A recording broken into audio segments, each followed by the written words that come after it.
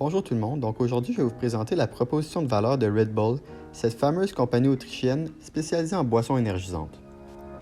Donc voici la proposition de valeur format livre, mais pour vous simplifier la compréhension, je vais vous l'expliquer une partie à la fois. Donc commençons par vous montrer les produits qu'elles offrent en termes de boissons énergisantes. D'une part, nous avons la boisson originale que tout le monde connaît. Ensuite, nous avons celle sans sucre, et pour finir, nous avons la variété aux fruits. Parlons maintenant des besoins des clients.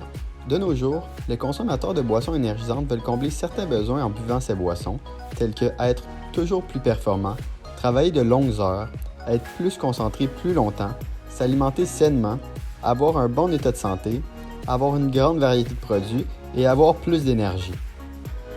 Bien sûr, les trois types de boissons étant énergisantes répondent aux besoins d'être toujours plus performant, de travailler de longues heures, être plus concentré plus longtemps et d'avoir plus d'énergie.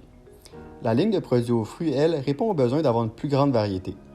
Cependant, aucun produit répond aux besoins d'avoir un bon état de santé et de s'alimenter sainement, car ces trois types de produits comportent des ingrédients néfastes pour la santé comme la taurine et la caféine artificielle. C'est pourquoi nous avons mis ces deux besoins en rouge, et la version sans sucre, nous l'avons mis en jaune, car elle est aussi néfaste pour la santé, même si elle n'a pas de sucre. Parlons maintenant des bénéfices que le client peut avoir quand il répond à ses besoins.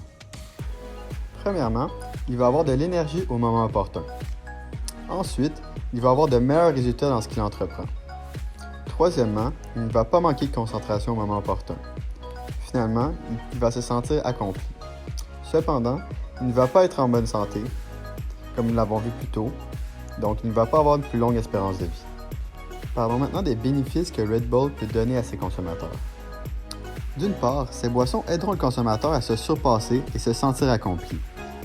Ces boissons aideront aussi le consommateur à avoir beaucoup plus d'énergie qu'à l'habitude. Finalement, ces boissons aideront le consommateur à avoir beaucoup plus de concentration qu'à l'habitude. Comme on peut voir, il n'y a aucun bénéfice de type santé. Parlons maintenant des difficultés du client, ou en d'autres mots, ce que le client ne veut pas. D'une part, il ne veut pas se tanner du produit. Il ne veut pas décevoir les attentes. Il ne veut pas non plus avoir des problèmes de santé. Il ne veut pas sembler faible. Il ne veut pas avoir d'accident en étant fatigué, exemple au travail, sur la route. Il ne veut pas non plus subir l'échec. Et finalement, il ne veut pas s'alimenter avec des ingrédients néfastes. Nous avons mis ces deux difficultés en rouge car bien sûr, Red Bull comporte des ingrédients néfastes qui peuvent nuire à la santé du consommateur. Voyons maintenant comment Red Bull peut réduire les difficultés de ses consommateurs. D'une part, Red Bull offre une version sans sucre, mais comme on a vu plus tôt, ça ne compte pas vraiment car elle comporte quand même des ingrédients néfastes. Par la suite, ces boissons contiennent des ingrédients qui éviteront le consommateur de se sentir faible ou fatigué.